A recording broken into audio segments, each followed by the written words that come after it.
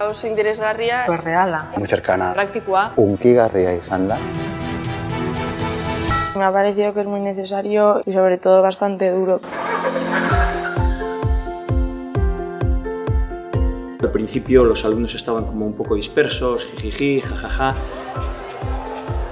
Pero en cuanto ha empezado la película y ha empezado a entrar en materia, yo creo que han estado muy metidos y les ha llegado. Beraien jarrerieta aldatzen joan da.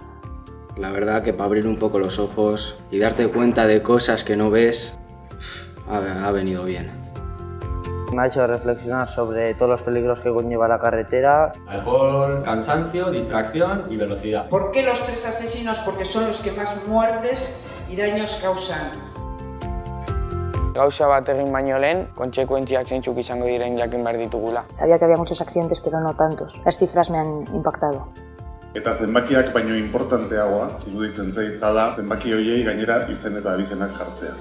Los vemos de primera mano, los accidentes ocurren, a veces con consecuencias muy graves. Kontuan izan, askotan, guk inoiz ez dugula pentsatzen, guri gertatuko zaigula, baina gauzak gertatzen dira.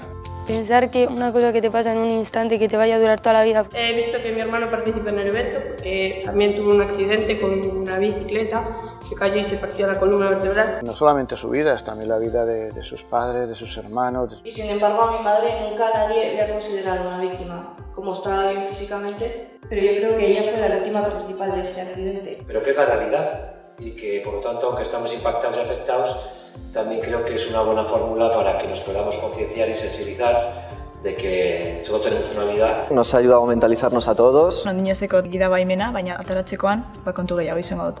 Sí que servirá para que la gente como yo pues aprenda a controlarse más en la carretera.